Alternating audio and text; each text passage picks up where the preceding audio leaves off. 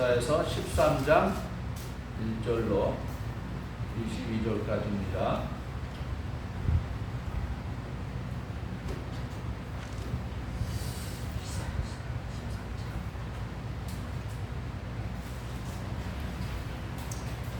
아모스의 아들 이사야가 바벨론에 대하여 받은 경고라.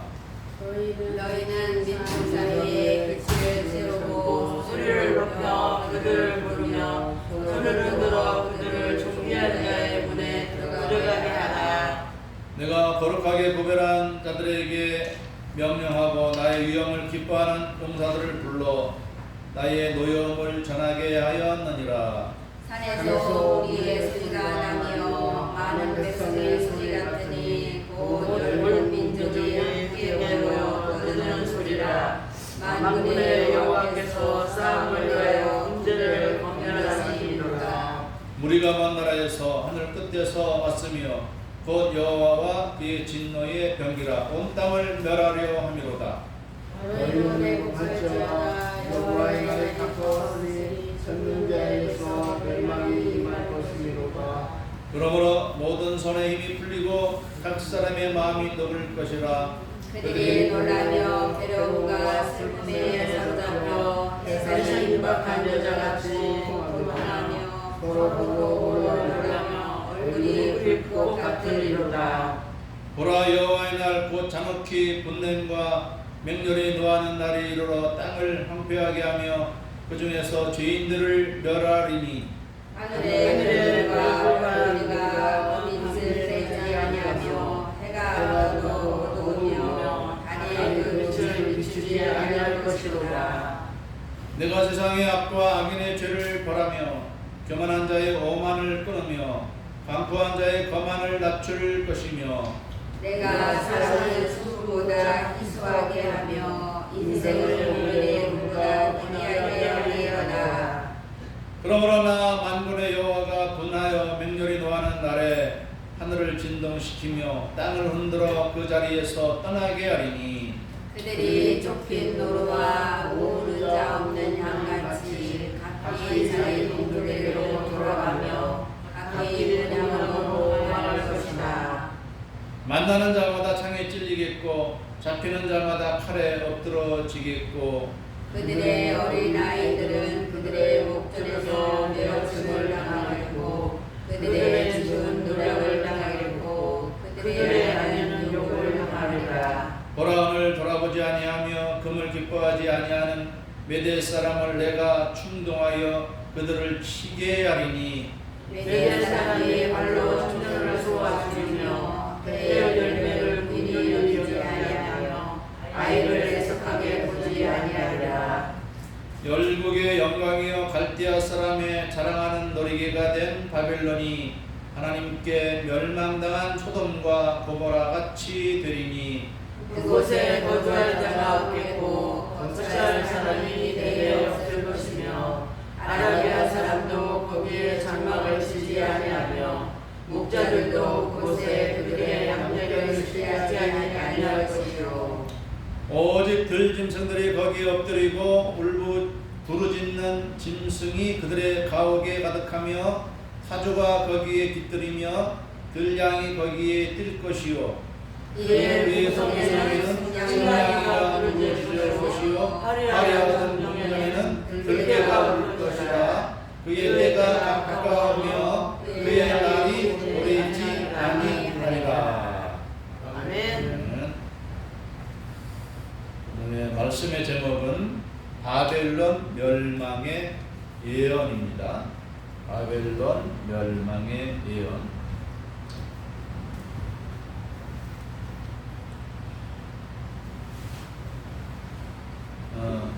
이 이사야가 이 글을 쓸 때가 언제인지 정확하게는 알 수가 없어요. 그러나 우리 이사야라는 선지자가 아직은 이 바벨론이 이스라엘을 멸망시키기 전 그 이전에 쓴 글이기 때문에 이때만 해도 이 바벨론이라는 나라는 아수르보다도 작고 힘이 약했던 나라입니다. 이 이스라엘 당시에 이스라엘을 가장 위협했던 강대국은 아수르. 오늘날 온 세계의 대국은 미국, 중국, 러시아 이런 나라들이 강국이라고 하죠. 군사강국. 그래서 이때 이스라엘의 많은 사람들은 또 아수르를 의지하게 됐습니다.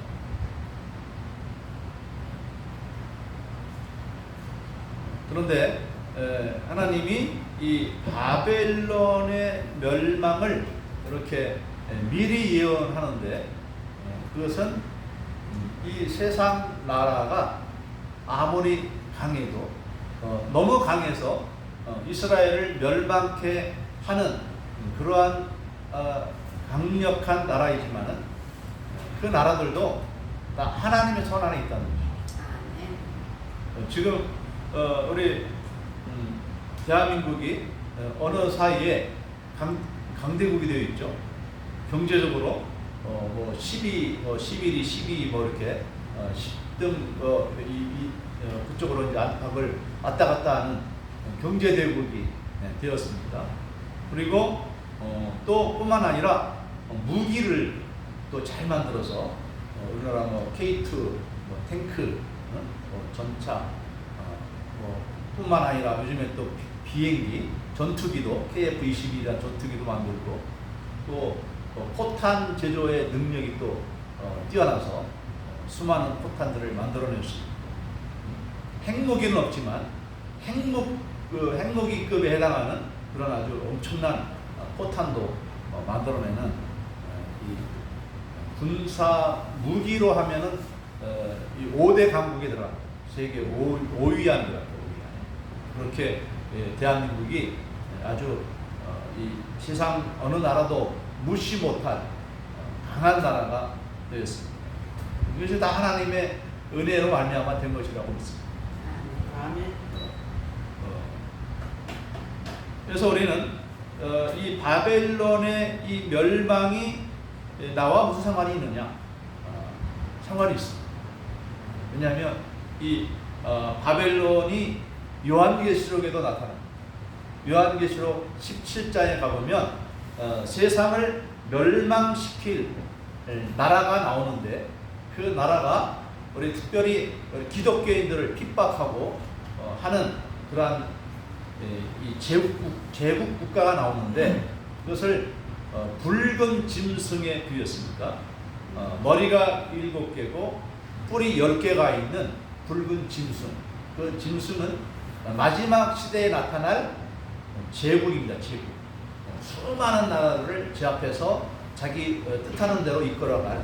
그래서 10뿔이라고 하는 것은 이 10명의 왕을 말하는데 뭐 이 세상에 10나라만 있는 게 아니죠. 우리나라에 160 몇 개국이 있죠.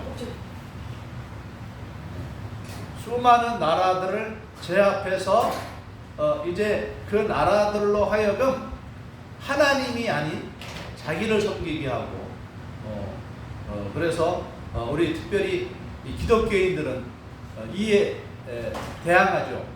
우리 기독교인들은 절대 권력자를 따르지 않죠. 우리에게는 유일한 절대 권력자이신 하나님이 있기 때문에 물론 세상에 속한 뭐 높은 위정자들, 높은 뭐 대통령이나 뭐 왕이나 뭐 장관이나 이런 사람들은 공경하라고 이렇게 배웁니다. 왜냐하면 모든 권세는 하나님이 주시는 것이기 때문에 권세를 무시하지 말고 그 권세를 존중하라. 이것이 하나님의 뜻인데 그러나 가장 높으신 분은 누굽니까? 바로 하나님입니다. 하나님이 뜻하시면 한 나라를 강성하게 만들기도 하고 한 나라를 망하기도 할 수가 있다는 그런 의미입니다. 지금 이때에는 아수르라고 하는 나라가 강대국입니다. 강대국이어서 지금 이스라엘 나라도 그 영향권 아래 있는데 이 13장에서 12장에서 아니죠. 12장이 아니죠. 10장에서 아수르를 하나님이 멸망시킬 것을 예언했습니다. 왜냐하면 아수르는 이스라엘을 이제 우상 숭배에 빠져 있고 하나님의 말씀을 떠나 살고 있는 이스라엘을 정신 차리게 만들어 놓을 하나님의 몽둥이라고 했습니다. 근데 몽둥이가 몽둥이를 쥔 하나님을 멸시하도록 하는 거예요. 그래서 하나님이 이 아수르를 멸망시키는 거죠. 어떻게 멸망시키느냐? 바벨론.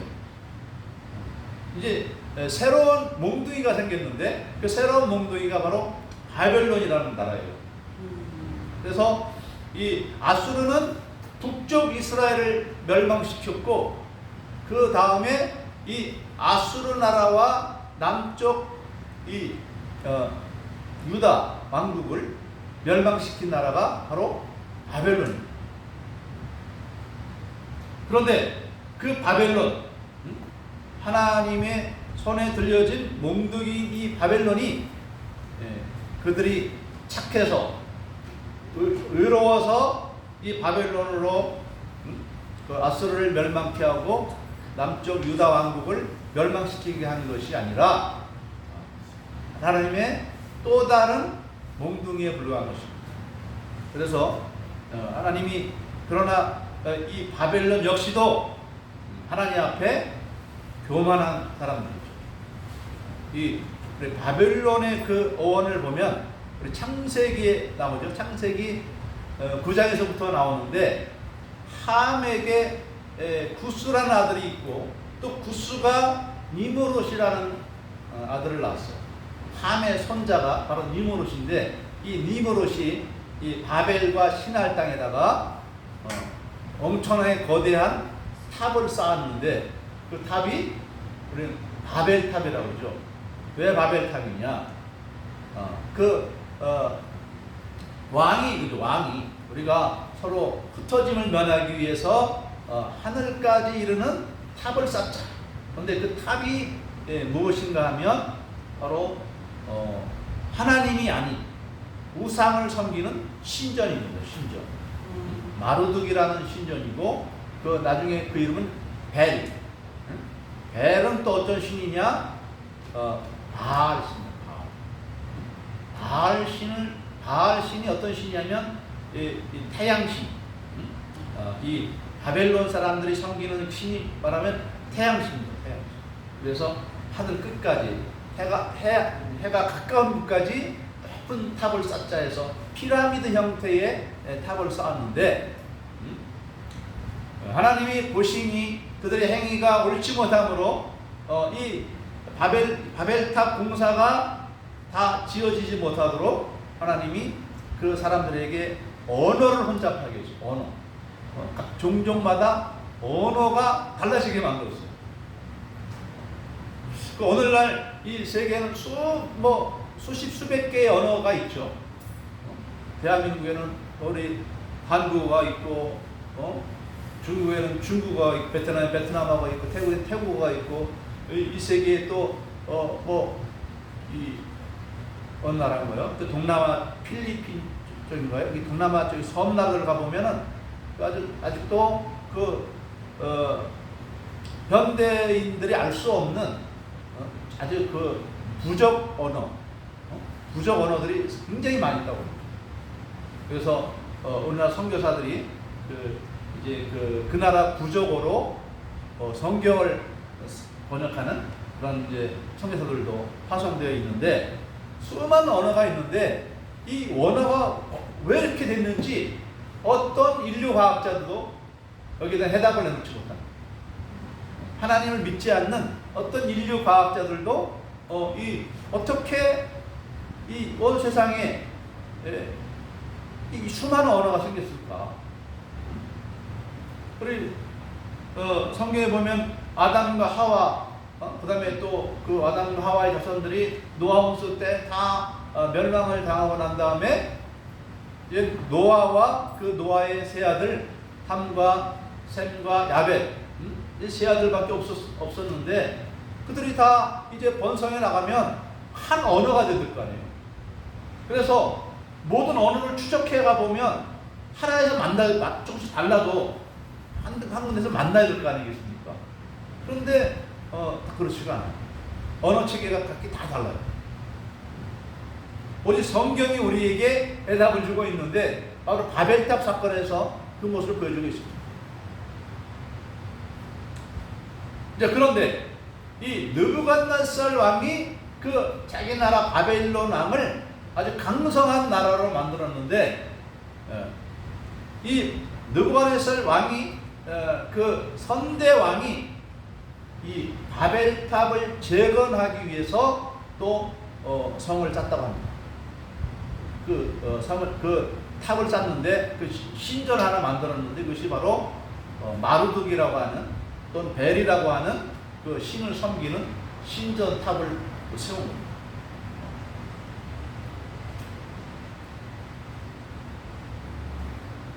바로 그 나라가 바로 바벨론 나라인데, 우리가 잘 아는 바와 같이 이 다니엘서를 보면은 이 바벨론 왕 느부갓네살 왕이 이 남쪽 유다를 멸망시키고 그들 중에서 일부를 인제 겸 포로로 끌고 간 사람들이 있는데 바로 다니엘과 그 세 친구들이 바벨론에서 이제 살게 된 것입니다. 그래서 보면은 이 느부갓네살 왕이 꿈을 꾸고 그 꿈을 해석을 하지 못해서 이 다니엘이 가서 그 꿈을 해몽해 주었는데 그 꿈의 내용을 보면 그렇습니다. 이 느부갓네살 왕이 꿈을 꾼 그 꿈 중에 아주 거대하고 화려한 한 신상이 나타났는데 그 머리는 금의 모습, 그리고 그 어깨와 가슴의 모습은 은이고 또 그 배에 있는 부분은 배와 종아리 있는 부분은 동이고 그리고 그 종아리 다리 있는 부분은 철로 된 모습이고 그 제일 마지막은 쇠와 흙이 섞여져 있는 그 발목과 발가락 그 모습이었다 이렇게 나옵니다. 그런데 이때 이 다니엘이 말하기를 바벨론 왕 당신은 바로 이 금머리에 해당하는 사람입니다. 물론 이 바벨론이라는 나라가 이 당시에 뭐 그렇게 큰 나라는 아니었어요.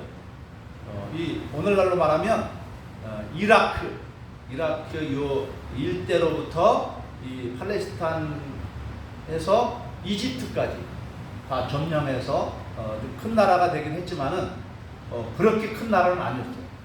그러나 가장 이 경제적으로 아주 풍성하고 금나라라고 말할 정도로 엄청난 금을 소유한 많은 재물을 소유한 그런 나라가 바로 이 바벨론 나라가 됐던 것입니다.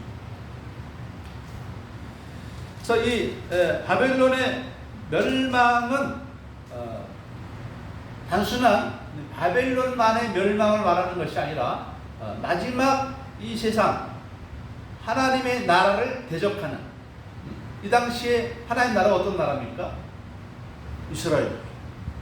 이스라엘을 멸망케 한 바벨론. 그런데 우리 요한계시록 17장에 들어가 보면 이 세상을 멸망시킬 그 짐승을 올라탄 음녀가 나오는데 한 여자가 나오는데 그 여자 이름이 뭐냐? 바벨론. 그래서 제가 그 성경 구절을 한번 읽어드리겠습니다. 요한계시록 18장에서 보면 이렇게 됐습니다. 18장 1절에서 보면 이 일 후에 다른 천사가 하늘에서 내려오는 것을 보니 큰 권세를 가졌는데 그의 영광으로 땅이 환하여지더라. 힘찬 음성으로 외쳐 이르되 무너졌도다 큰 성 바벨론이요 귀신의 처소와 각종 더러운 영이 모이는 곳과 각종 더럽고 가증한 새들이 모이는 곳이 되었도다. 그 음행의 진노의 포도주로 말미암아 만국이 무너졌으며 또 땅의 왕들이 그와 더불어 음행하였으며 땅의 상인들도 그 사치의 세력으로 시부하였도다 하더라. 또 내가 들으니 하늘로부터 다른 음성이 나서 이르되 내 백성아 거기서 나와 그의 죄에 참여하지 말고 그가 받을 재앙들을 받지 말라. 그의 죄는 하늘에 사무쳤으며 하나님은 그의 불의한 일을 기억하신지라. 이 주체가 누구냐? 바로 바벨론. 바벨론에 대해서 어떤 목사님은 말하기를 이 짐승을 올라탄 이 음녀는 음란한 세상 문화다 이렇게 해석하는 분이 있어요. 황금주의, 또 음행. 이 세상이 이제 경제적으로 발달하고 문명이 발전하니까 사람들이 어떻게 됩니까? 하나님보다도 이제 재물을 가장 중요하게 여기는 그런 시대가 되지 않았습니까?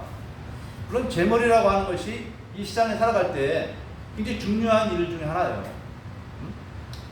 만약에 우리에게도 재물이 많이 있다면 우리가 좀 교회를 크게 짓고 주차장도 있고 그런 교회로 짓는다면 사람들이 자연스럽게 더 모여들지 않겠습니까? 과거에 이제 교회 부흥 시대를 이룰 때에 많은 그 교회들이 이 건축에 신경을 많이 썼어요. 막 돈을 막 빚을 내서 막 교회를 크게 해줬습니다. 우리가 잘 알고 있는 세계 제1의 큰 교회라고 하는 여의도 순복음교회도 그 조영기 목사님이 그 여의도의 그 큰 교회를 짓기 위해서 서대문의 사거리의 조그만 교회에서 여의도의 큰 대형 교회를 지으려니까 돈이 어디 있습니까? 빚을 내서 그걸 짓는데 헌금이 빚을 갚을 만큼 헌금이 들어오질 않는 거예요. 그래서 이 빚더미에 이제 이 조영기 목사님이 완전히 이제 교회가 파산 직전의 상황까지 떨어졌을 때 엄청난 스트레스를 받고 막 하나님께 기도하고 그런 적이 있었는데 그만큼 이 그때는 고통스러웠지만 다 완성을 시키고 나니까 사람들이 막 몰려드는데 그래서 나중에는 뭐 30만 명, 50만 명, 70만 명까지 그 이제 제적교인이 이렇게 됐다고 합니다. 물론 이제 제적이니까 실제로 나온 사람은 뭐 절반 정도에 해당한다 할지라도 한 뭐 절반 30만 명만 된다고 하더라도 일개 도시급 규모입니다. 그렇게 큰 교회가 될 때의 그 교회 건축이 무시할 수 없는 상황. 반면에 이 교회를 건축하지 않고 있던 그런 교회들은 쇠퇴하여 가고 그런 모습이 되고 또 좀 빚을 내더라도 이제 땅을 구입하고 건물을 세운 교회들은 부흥하는 그런 사례들이 많이 있었습니다. 근데 오늘날에도 그러한 사람이 좀 있어요. 그런 목회자들이. 근데 오늘날에는 건축하다가 오히려 빚더미에 올라앉고 파산되는 그런 교회들도 많이 있습니다.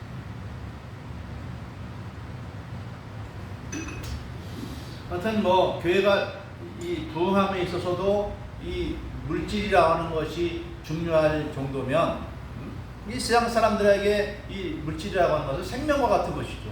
돈이 있으면 살고 없으면 죽는 거예요. 자연히 하나님이 없는 사람들은 이 재물 앞에 무릎 꿇을 수밖에 없는 상황이 되는 것입니다. 그래서 이 마지막 시대의 이 바벨론 어떤 나라냐? 바로 돈이 많은 나라예요. 그러면서도 우상 숭배하는 나라고 음행이 있는 나라예요. 그 나라가 세상을 지배하는 것이죠.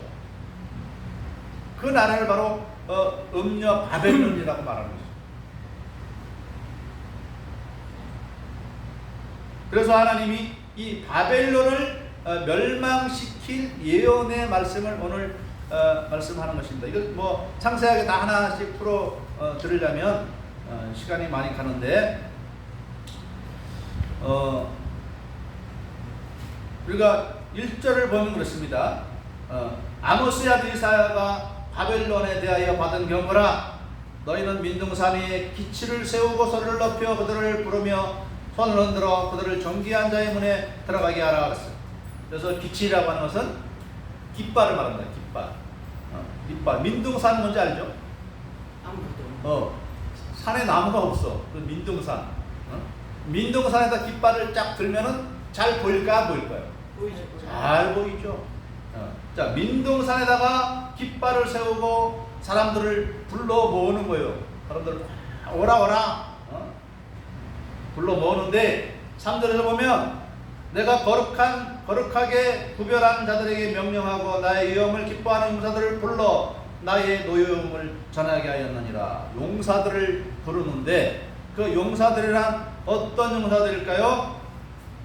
바로 17절에 보면 됐습니다. 보라, 오늘 돌아보지 아니하며 금을 기뻐하지 아니하는 메대 사람을 내가 충동하여 그들을 치게 하리니. 메대 사람이 활로 청년을 쏘아 죽이며, 메대 사람, 지금 정확한 나라로 하면 메대 페르시아라는 나라가 일어나는데, 이 바벨론은 이라크 쪽이라면 이 메데 페르시아 파사 이 나라는 이란 쪽입니다.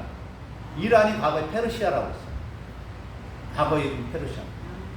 이란과 또 그 옆에 서쪽에 있는 나라들, 헬라 민족과 같이 협력해서 한 나라를 이루었는데, 두 민족이, 그러니까 메디아라는 민족과 이 페르시아라는 두 민족이 한 나라를 만들었어요. 메데파스예요.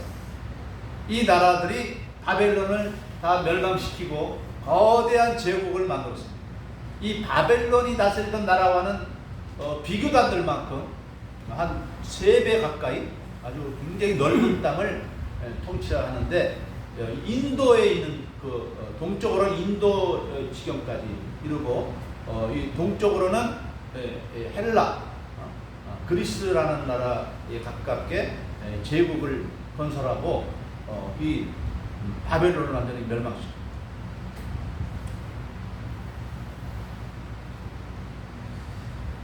그래서 이들을 뭐 거룩하다고 하기에는 뭐 성품이 거룩한 것이 아니고 하나님 특별히 구별한 사람이라고 해서 거룩하게 구별한 자들이다 이렇게 말합니다. 이 사람들이 거룩한 것이 아니라 하나님이 특별히 이 메데파사라는 나라를 하나님의 이 도구로 바벨론을 멸망시키는 나라로 하나님이 택하신 것이죠.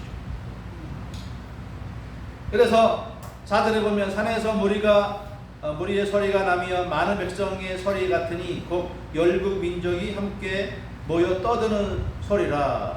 만군의 여호와께서 싸움을 위하여 군대를 검열하심이로다. 그랬어요. 많은 사람들이 막 모여 있는데 여호와 하나님이 검열하는 것처럼. 검열하면 뭘 검열할까요? 군인들 쫙 세워놓고 무장을 제대로 했는지, 제대로 뭐 무기는 가지고 있는지, 또 식량을 제대로 가지고 있는지. 이 먼 나라로 가서 지금 이 공격을 해서 바벨론을 멸망시켜야 되기 때문에 이 식량을 운반하는 뭐 차량도 필요하지 않겠습니까? 도구 같은 것이 뭐 말이나 그런 소가 끄는 뭐 이런 보급품. 전쟁을 하려면은 먹어야 전쟁하잖아요.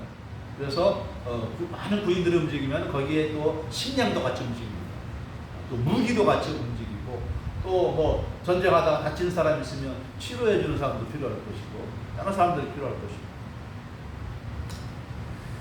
것이고. 그래서 이 사람들이 다 검열을 하는 것처럼 다 모여서 철저하게 준비를 했는데, 5절에 보면 무리가 먼 나라에서 하늘 끝에서 왔으며 그랬어요.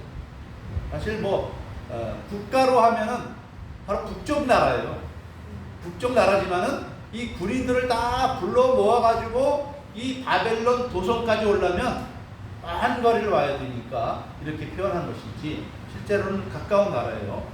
근데 표현이 이렇게 돼 있죠. 6절에 보면 너희는 애국할지어다 여호와의 날이 가까웠으니 전능자에게서 멸망이 임할 것이므로. 멸망이. 우리는 지금 오늘날 전쟁이 없지만 과거 우리 이제 6.25가 다 되어오죠. 6.25 다 되었는데 우리 나이 많은 세대의 우리 어른들이 겪은 그 6.25 이야기를 해보면 아주 그때는 사람들이 혼란에 빠지는 것이죠. 왜냐하면 탱크가 몰려오고 총소리가 들리고 대포 소리가 막 나고 하니까 두려움에 피난을 가는 건데, 피난을 가다가 죽는 사람들도 허다했고, 그때의 우리 백성들은 전쟁 공포에 쌓여 있었는데 지금은 뭐 조용하죠. 전쟁이 없는 상황이라서 우리는 그 전쟁 공포에 대해서 실감을 느끼지 못하고 있습니다. 그러나 우리는 우리 팔레스타인이라든가 우리 또 요즘 뭐 어느 나라죠? 거기 우크라이나 러시아가 공격해서 수많은 사람들, 많이 민간인들이 많이 죽고 하는데 참 그 사람들 보면 얼마나 비참합니다. 만약에 우리가 그들 상황이 있다고 한다면 우리의 마음은 어떨까요? 전쟁의 공포에 늘 시달려 있지 않겠습니까? 그래서 7절에 말합니다. 그러므로 모든 손에 힘이 풀리고 각 사람의 마음이 녹을 것이라. 전쟁의 두려움에 그 마음이 녹는 것이죠. 8절에 그들이 놀라며 괴로움과 슬픔에 사로잡혀 해산이 임박한 여자같이 고통하며 서로 보고 놀라며 그랬어요. 우리 사람이 이 땅에서 겪는 가장 큰 고통을 여인의 해산의 고통에 비유한 것입니다. 해산 날이 다가올 때 그 고통이 이제 막 몰려올 때에 그 두려움이 얼마나 심하겠습니까? 저는 뭐 안 나와서 모르겠지만 우리 아이를 낳아본 우리 시사님들은 아마 실감할 것입니다. 자, 마치 그때의 이 해산한 여자가 지금 두려움에 사로잡힌 것처럼 이제 메데파사에 어마어마한 군대가 몰려들어서 이 바벨론을 함락하려고 할 때에 많은 사람들은 두려움에 빠진다는 것이죠. 또 다 이제 지나가서 다시 17절로 들어와서 18절로 들어와서 메대 사람이 활로 청년을 쏘아 죽이며 태의 열매를 긍휼히 여기지 아니하며 아이를 애석하게 보이지 아니하리라. 아이도 막 죽이고 그 임신한 그 태아도 죽이고 임신한 여자도 죽이고 막 잔인하게 혹독한 이런 처벌이 이루어진다는 것이죠. 그래서 19절을 보면 열국의 영광이요 갈대아 사람의 자랑하는 놀이개가 된 바벨론이 하나님께 멸망당한 소돔과 고모라 같이 되리니 그랬어요. 그래서 말하는 놀이개라는 말이 좀 이상하죠. 19절 말씀에 갈대아 사람들이 이 바벨론 나라를 세우고 제국을 건설했기 때문에 이 갈대아인은 이 굉장히 바벨론 제국을 중심적인 사람들로서 굉장히 기뻐하는, 그래서 놀이개라고 하는 것은 이 아주 한 여인을 아름답게 만드는 장신구, 아주 뭐 예쁜 다이아몬드 목걸이 같이, 다이아몬드 목걸이 촥 하면은 뭐 엄청나게 비싸고 화려한 장신구가 딱 있으면은 그것이 그 사람을 빛나게 해주잖아요. 이 갈대아 사람들에게 바벨론이라는 그러한 영광적인 그러한 나라였는데 그 나라가 멸망하게 된 것입니다. 어떻게 멸망하느냐? 소돔과 고모라처럼 멸망한다. 자, 소돔과 고모라가 왜 멸망당했죠? 소돔과 고모라가 이 아브라함 당시에 아주 부유한 도성이었어요. 경제적으로. 그 사람이 경제적으로 부유해지면은 사람들이 이제 엉뚱한 생각을 하게 되죠. 이제 권력을 추구하거나 또는 음행을 추구하거나 놀이 문화가 발달됩니다. 놀이 문화. 우리나라도 경제가 발달되니까 TV 보면은 뭐가 많아요? 놀러 다니는 거 많아. 세계 여행 다니고 뭐 전국 여행 다니고 또 뭐가 또 많이 나오죠? 맛있는 거 막 음식하는 여유가 생기니까 이런 방송들이 많이 나오는 것이죠.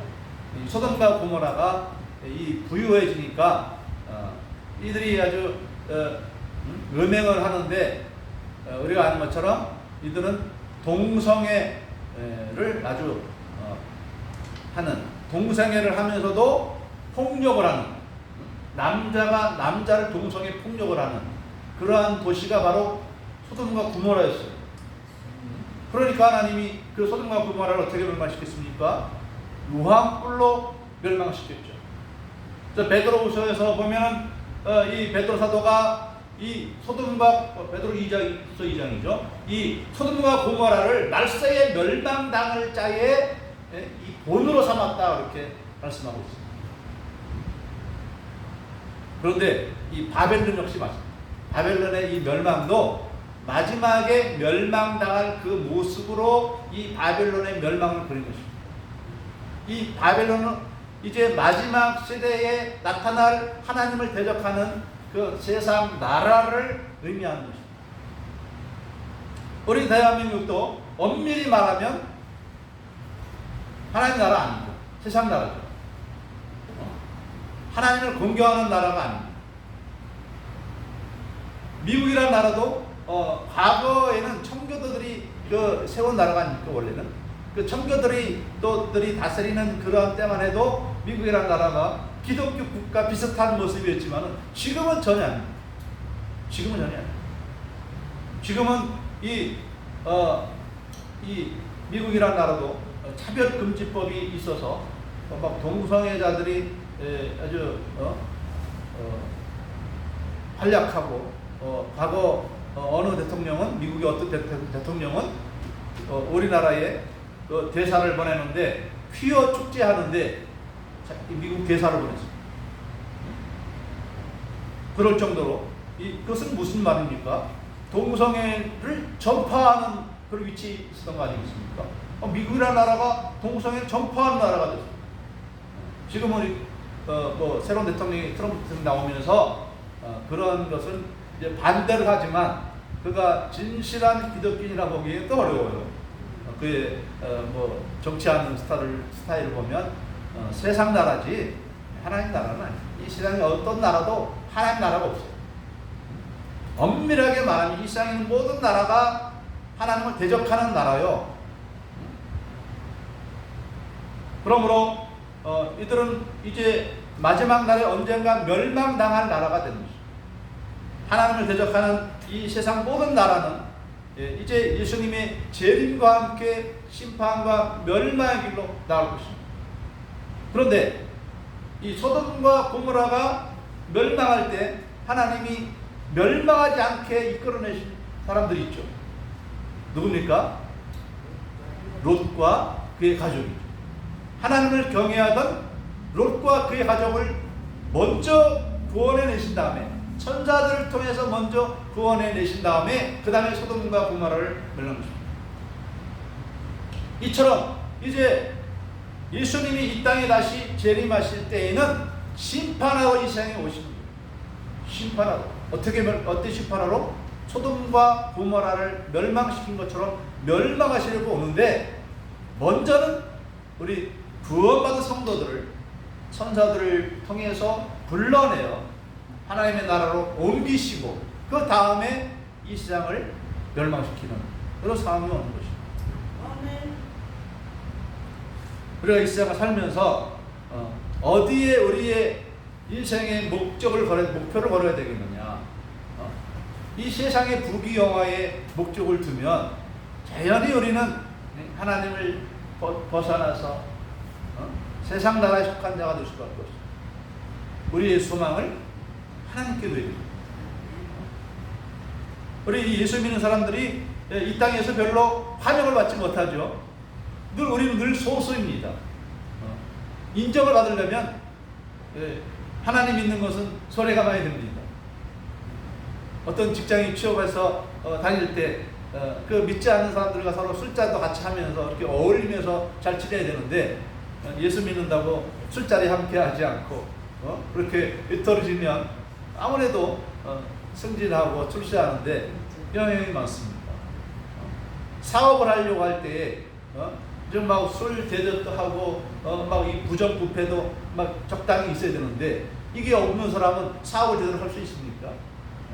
이 사업 우리나라 대한민국에서 사업가에게 깨끗함을 요구한다면요, 그러면 우리 사업 못합니다 이렇게 말합니다. 왜? 그만큼 이 부조리한 일들이 많이 있는 게 이 세상입니다.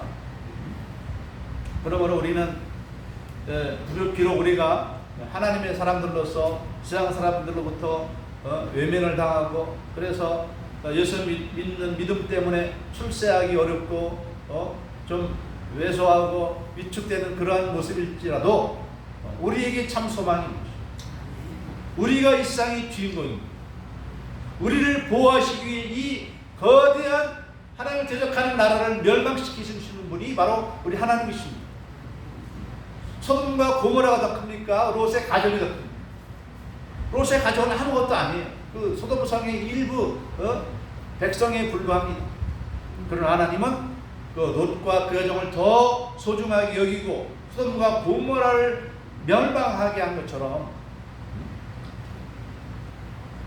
바벨론도 망했죠. 바벨론을 망하게 한 메데파사도 망했죠. 메데파사를 망하게 한 헬라도 망했죠. 헬라를 망하게 한 로마도 망했죠. 마지막에 나타날 나라들도 멸망합니다. 세상 나라들은 멸망합니다. 우리가 살 자입니다. 어떻게 삽니까? 하나님밖에, 예수님밖에 소망이 없는 것입니다. 우리를 멸망당하지 않게 하기 위해서 하나님 예수님이 이 땅에 보냈고, 예수님은 지금 우리를 불러주셨고 우리를 그 부르심 가운데 있는 것입니다. 우리의 믿음의 길이 비록 힘들고 어려울지라도 외로울지라도 끝까지 믿음 붙들고 나아가고 하나님의 영광의 나라에 취함을 받는 그러한 여러분과 제가 되기를 주님의 이름으로 축복합니다.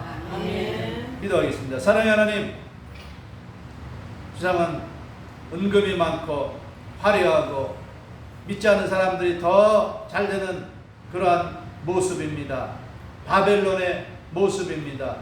하나님, 바벨론이 멸망했고 또 바벨론을 멸망시킨 나라도 또 멸망했고 세상 나라는 멸망한다는 것을 오늘 이 말씀 속에서 우리에게 알려주시오니 하나님, 멸망하는 이 세상을 붙들지 아니하고 우리에게 영생을 주시려 이 땅에 독생자를 보내주신 우리 하나님의 아버지와 또한 우리를 위하여 십자가에서 죄속함에 제물이 되어주신 우리 주님만은 끝까지 믿고 나가는 그러한 저희들이 될 수 있도록 도와주시옵소서. 그래서 하나님 아버지여, 소돔과 고모라가 멸망당하는 중에도 롯과 그 가정이 살아난 것처럼 하나님, 우리들도 이 세상 멸망하는 중에도 끝까지 살아남는 하나님의 영광의 백성들이 다 되게 하여 주시옵소서. 하나님 아버지여, 우리에게 믿음을 다하여 주시옵소서. 확신하는 믿음을 주시옵고 하나님 아버지여, 협력하여 저희들을 이루어 주시며 성령으로 우리를 위로하여 주시는 하나님의 살아계심을 경험하며 주님을 믿고 살아가는 그런 저희가 다 되게 하여 주셔서 소망 있는 삶을 살게 하여 주시옵소서. 간절히 간구하며 축복하며 예수님의 이름으로 기도드리옵나이다. 아멘.